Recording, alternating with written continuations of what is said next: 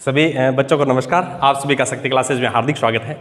तो प्यारे विद्यार्थियों, अपने बहुत ही एक महत्वपूर्ण टॉपिक जो चल रहा था सर्वसम्मिकाएं, उसके द्वारा अपने सवाल हल करना सीख रहे थे। तो आज उसी कड़ी में इस जो चैप्टर का अंतिम पार्ट्स आज अपने लेकर के आए हैं। तो बहुत ही ढंग से आपने इस चैप्टर को समझा है, तो मेरा विश्वास है ये भी बहुत ही आसानी से आपको समझ में आने वाला है। तो चलिए हो जाइए शुरू।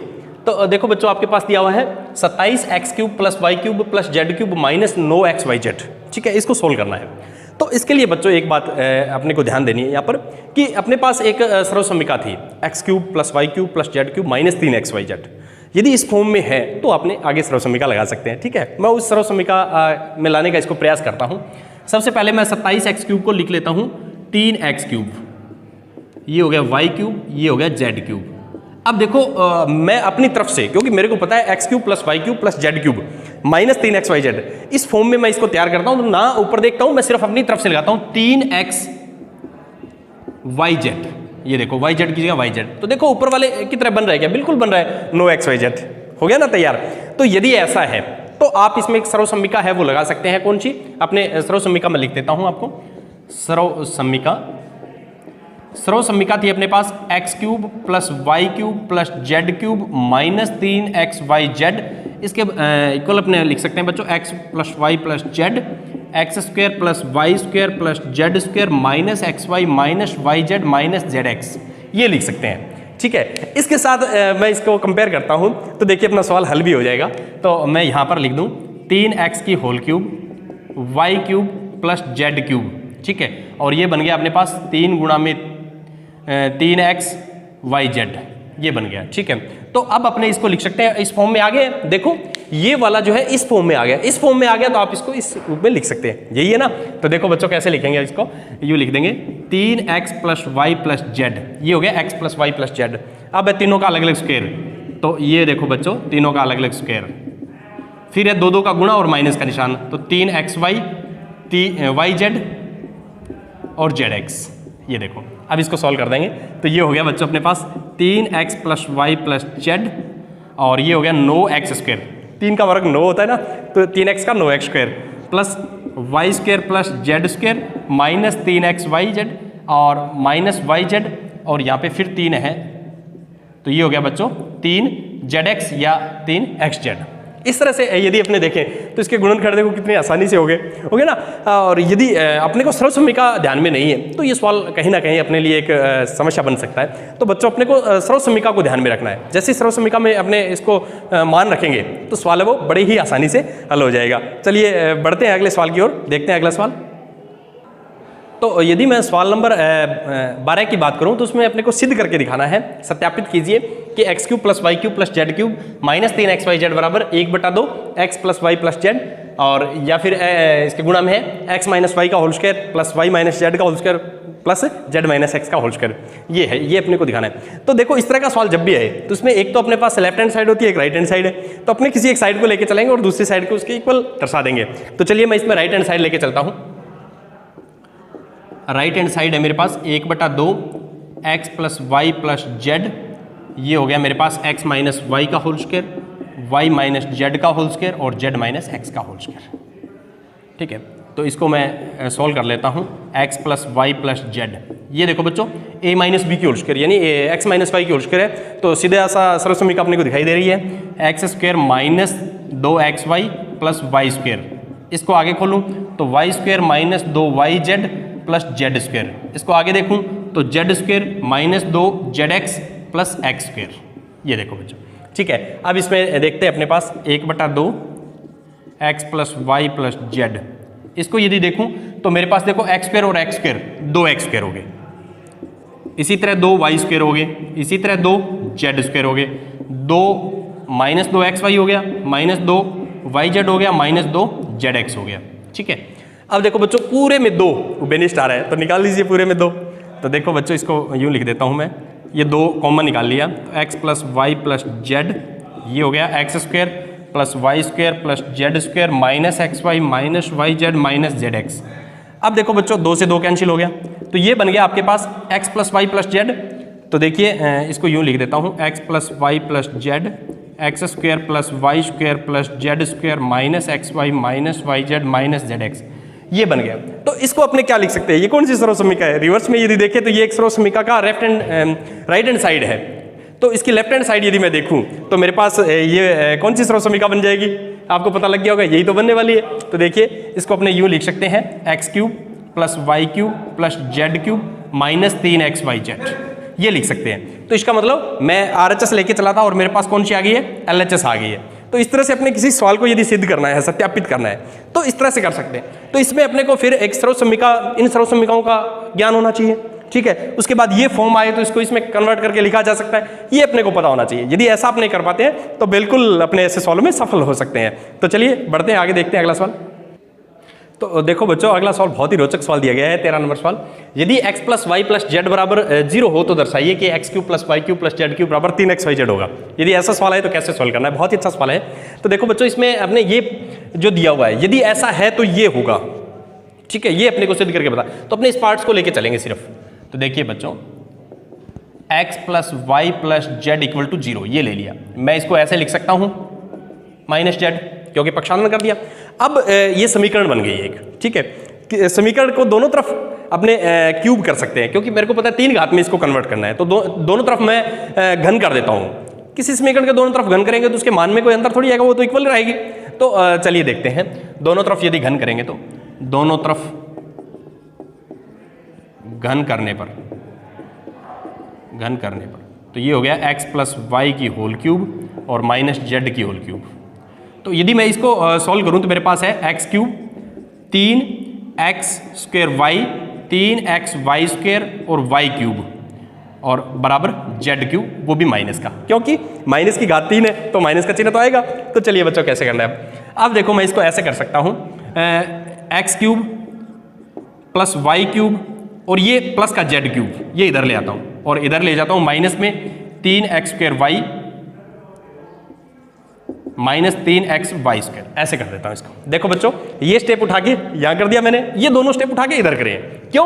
क्योंकि मेरे को पता है इस फॉर्म में ये कन्वर्ट हो सकता है। अपने इस साइड को तो पूरा करें ना, x क्यूब अपने को मिल गया, वाई क्यूब अपने को मिल गया, ये जेड क्यूब है ये मिल रहा है, बाकी पार्ट्स इधर कर दिए। अब देखो यहां से अपने गेम देखते हैं, इसमें x cube plus y cube plus z cube minus 3x y common आ रहा है इसमें, 3x वाई, तो यहां x और प्लस वाई, देखो माइनस कॉमन आ गया तो ये चिन्ह भी तो प्लस का हो जाएगा ना।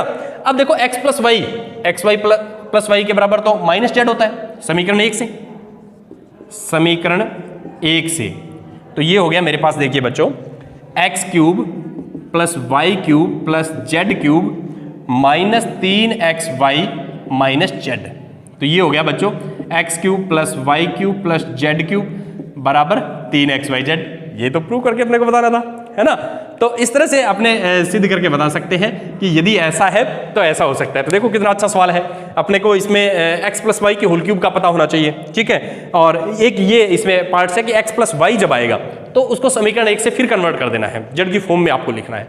तो ये 2 बात यदि इस सवाल में अपने ध्यान रखेंगे तो बड़े ही आसानी से सवाल को हल कर पाएंगे। चलिए देखते हैं अगला सवाल। तो देखो बच्चों, अगला सवाल यदि दिया है इसने कि वास्तव में घनों का परिकलन किए बिना निम्नलिखित में प्रत्येक का मान ज्ञात करना है। तो इनका 12 का घन वैसे नहीं करना है, -12 का घन वैसे करें, फिर 7 का घन करें, फिर 5 का घन 125 करें, फिर उनका जोड़ घटाव करें, ऐसे नहीं करना है। इसके बजाय सीधा ही कोई अपने ऐसी ट्रिक निकालनी है कि अंगुलियों पे सवाल हल हो जाए। तो है ना रोचक सवाल। इस तरह के सवाल कई बार कंपटीशन में भी आते हैं, प्रतियोगी परीक्षाओं में भी आते हैं कि यहाँ पर गुणा भाग करने की आवश्यकता नहीं है, अपने बिना किसी गुणा भाग के इस सवाल को समझेंगे। तो देखो बच्चों, एक सरल समीकरण है जो अभी अपने हल की थी। यदि x plus y plus z equal to 0 तो x cube plus y cube plus z cube बराबर 3x वाई जेड, ये होता है। यदि x plus y plus z बराबर यदि 0 है, तीनों का योग 0 है, तो आप इन तीनों के घन के बराबर, घनों का योग है उसके बराबर 3x वाई जेड लिख सकते हैं। तो पहले ये कंडीशन आपको चेक करनी है। तो देखो यहां पर x है वो -12 है और y है वो 7 है और z है वो 5 है। तो x plus y plus z यानी -12 7 प्लस 5, तो ये हो गया -12 प्लस 12 0, ये 0 है, ठीक है। तो यदि ये 0 है तो आप तो x cube plus y cube plus z cube बराबर 3x वाई जेड लिख सकते हैं। अतः देखिए यही तो अपने को पूछा गया है, -12 का क्यूब, 7 का क्यूब और 5 का क्यूब, यही तो पूछा गया अपने से। तो अपने 3 गुना में -12 और 7 गुना में 5 ऐसे लिख सकते हैं। ठीक है, अब इसको गुणा करके देख लेंगे तो माइनस का चिन्ह तो आएगा ही। 12 तिया 36 और 7 5 35, 36 का गुणा बच्चों 35 से कर देंगे अपने। तो 6 5 30, ससा लगी 3, 15 और 3 18, 18 और 9 और 1 10। तो ये हो गया बच्चों मेरे पास 0 6 2 1। तो माइनस के 1260 हो गए हैं, यानी माइनस के 1260 हो गए। इस तरह से यदि बच्चों अपने देखें तो इसको बहुत ही आसानी से हल कर सकते हैं। तो देखिए कितना अच्छा सवाल है। ऐसे यदि देखें तो इन तीनों का पहले तो घन करते, फिर इनका जोड़ करते तो कितना बड़ा सवाल हो जाता। पर अपने को तो सर्व समीकरण आती थी ना, अपने वैसे थोड़ी करने वाले थे। तो अपने सर्व समीकरण का उपयोग करके इसको देखा तो बहुत ही आसान सवाल मेरे पास बन गया है। तो इस तरह के सवाल आपके पास होते हैं तो उनको बहुत ही सेकंडों में अपने हल कर सकते हैं। चलिए देखते हैं अगला सवाल। तो वैसा ही सवाल एक और दिया है, उसका अगला पार्ट ये है बच्चों। तो इसमें 3 संख्याओं का घन है, उसका योग पूछा गया है। तो फिर वही बात सर्व समीकरण याद आ गई मुझे कि a + b + c = 0 हो तो a³ + b³ + c³ = 3xyz लिख सकते हैं, यानी 3abc लिख सकते हैं। ठीक है, तो वही तो मैं इसमें करने वाला हूँ। तो देखिए यहाँ पर x = 28, y = -15 और z = -13। तो मैं देखता हूँ कि यदि ऐसा है क्या, तो यदि x + y + z यानी 28 + -15 + -13, तो ये हो गया बच्चों 28 - 15 - 13 यानी 28 - 28 हो गया, तो 0। ठीक है, तो x + y + z बराबर क्या आ गया 0। यदि ऐसा है तो x³ + y³ + z³ बराबर आप लिख सकते हैं 3xyz। तो देखिए बच्चों 28 का क्यूब, -15 का क्यूब और -13 का क्यूब, इसको आप लिख सकते हैं 3 गुणा में 28 गुणा में -15 और -13, ये आप लिख सकते हैं। तो देखो ये अपने सर्व समीकरण से अपने को पता लग गया, क्योंकि अपने को सर्व समीकरण का ध्यान था कि यदि इन तीनों का योग, सवाल में देखोगे ना तो आपको तीनों का योग है वो दिखाई दे रहा होगा कि इनका योग है वो शून्य आ सकता है। तो ऐसा केस जब भी हो जहाँ शून्य आपको दिखाई दे रहा है तो अपने को ये जो सर्व समीकरण है वो अप्लाई करके देखनी होती है। ठीक है, तो मेरे को यहाँ पर योग है वो दिखाई दे रहा था। तो देखिए आगे यदि मैं देखूँ तो मेरे पास इन तीनों का गुणा है। अब तो माइनस माइनस क्या हो जाएगा बच्चों, प्लस। अब यदि मैं 3 का गुणा 28 से करूं, फिर उनका गुणा 15 से करूं, उनका गुणा 13 से करूं, तो मेरे पास आ गया 16,380। ठीक है, तो ये देखो इन चारों का गुणा आपस में करने के बाद सीधा ही अपने को इन तीनों के घन का योग मिल गया, है ना, आसान। तो इस तरह के सवाल यदि आप देखें तो बहुत ही आसान सवाल है और बस इसमें आपको सर्व समीकरण का ज्ञान होना चाहिए। चलिए बढ़ते हैं अगले सवाल की ओर। तो देखो बच्चों 15 नंबर सवाल दिया गया है। नीचे दिए गए आयतों जिनके क्षेत्रफल दिए गए हैं, प्रत्येक की लंबाई और चौड़ाई के लिए संभव व्यंजक, यानी कहने का मतलब इसके गुणनखंड अपने को ज्ञात करने हैं। तो चलिए बच्चों शुरू करते हैं। इसको यदि मैं देखूं तो अपने पास ये है ए, जैसे यूं बोलने की द्विघात बहुपद है। तो द्विघात बहुपद को हल करने का तरीका होता है AC का मान ज्ञात कर लेते हैं। ठीक है, तो AC का मान यदि मैं देखूँ इसके लिए, तो AC का मान हो गया 25 × 12, तो ये हो गया 12 5 60, सलगी 6 और 24 और 36 30, 300 आ गया। तो 35 के 2 ऐसे टुकड़े करने हैं कि जिनका गुणा 300 हो। ठीक है, सवाल ये अपने पास है कि 35 के 2 ऐसे टुकड़े करने हैं कि जिनका गुणा है वो 300। तो देखो बच्चों मैं 20 और 15 लेता हूँ, 20 को 15 में जोड़ूंगा तो 35 और 20 का 15 के साथ गुणा करूंगा तो 300। देखो 20 को 15 के साथ गुणा करूंगा तो 300। तो ये टुकड़े हो सकते हैं इसके संभव। तो देखो बच्चों इसको यूं लिख सकता हूँ 25a² माइनस दोनों का जोड़ भी, ऐसे 2 टुकड़े करने हैं जोड़ में, यहाँ जोड़ का निशान है तो जोड़ में करने हैं। तो देखो ये टुकड़े हैं 20a की फॉर्म में है तो 20a + 15a प्लस के 12। ठीक है, इस तरह से। तो ये हो गया अपने पास 25a² माइनस 20a माइनस के 15a प्लस के 12। ठीक है, इसमें से विनिष्ट आ रहा है 5a, कॉमन निकाल लिया तो 5a - 4। इसमें से यदि देखूं तो ये दोनों 3 के पाड़े में आ रहे हैं, तो 3 कॉमन आ गया तो 5a, बार माइनस का निशान है तो ये निशान चेंज हो जाएगा 4। अब देखो दोनों में विनिष्ट आ रहा है 5a - 4, तो इसको बाहर निकाल दो 5a - 4, बाकी बच गया 5a - 3। तो ये इसके संभव जो गुणनखंड है वो आ गए अपने पास। ठीक है, इसी तरह अगला सवाल यदि देखें बच्चों तो अगले सवाल में दिया हुआ है कि 35y² + 13y - 12। ठीक है, इसके देखने हैं तो इसके लिए मैं यूँ लिख दूँ इसको 35y² + 13y - 12। तो AC का मान चेक करता हूँ इसके लिए, तो 35 का गुणा 12 से करेंगे तो 12 5 60, ऐसा लगी 6। ठीक है, और 36 और 6 42, 420। तो 13 के घटाओ में 2 टुकड़े करने हैं, दो संख्याओं को, क्योंकि यहाँ पर घटाओ का निशान है, इस निशान को देखना है। दो संख्याओं को आपस में घटाएं तो 13 आना चाहिए और उनका गुणा है वो 420 आना चाहिए। ठीक है, तो यदि मैं देखो बच्चों 28 और 15 का गुणा करके देखता हूँ, 28 में से 15 घटा रहा हूँ, 13 8 5 40 4 और 10 और 4 14 और 28, तो देखो बच्चों मेरे पास 420 आ गया। तो इसके जो टुकड़े हैं वो 28 और 15 है, तो इसको आप ऐसे लिखेंगे 35 वाई क्यूब वाई स्क्वायर और 28 वाई माइनस, क्योंकि घटाने पर आया है 15 वाई और माइनस के 12। ठीक है, इसको इस तरह से आप दर्शा देंगे। तो देखो बच्चों अब अपने पास है बार प्लस का चिन्ह है, इस कोष्टक को खोलना है, बार प्लस का चिन्ह है तो अंदर के चिन्ह में कोई बदलाव नहीं आएगा। ठीक है, तो ये लो बच्चों 35 वाई स्क्वायर 28 वाई माइनस के 15 वाई माइनस के 12। ठीक है, तो इसमें प्रथम दो में उभयनिष्ठ और अंतिम दो में, तो प्रथम दो में देखो 7 के पहाड़े में आ रहे हैं तो 7 वाई, तो 5 वाई प्लस 4। यहाँ पर अपने देखिए ये चिन्ह उभयनिष्ठ आपको लेना ही होता है। ठीक है, अब देखो 15 और 12 दोनों किस पहाड़े में आ रहे हैं, 15 और 12 दोनों 3 के पहाड़े में आ रहे हैं। ठीक है, तो ये हो गया 3, तो ये हो गया 5 वाई, बार माइनस का निशान है तो अंदर का निशान चेंज, तो देखो पूरे में कॉमन आ रहा है 5 वाई प्लस 4 और पूरे में आ रहा है 7 वाई माइनस 3। अब देखें यदि लंबाई 5 वाई प्लस 4 तो चौड़ाई 7 वाई माइनस 3। इसी तरह इस सवाल में देखें यदि लंबाई 5a माइनस 4 तो चौड़ाई क्या हो जाएगी अपने पास 5a माइनस 3। इस तरह से आप इसको देख सकते हैं लंबाई और चौड़ाई के रूप में, है ना, बिल्कुल रोचक सा सवाल। चलिए बढ़ते हैं अगले सवाल की ओर।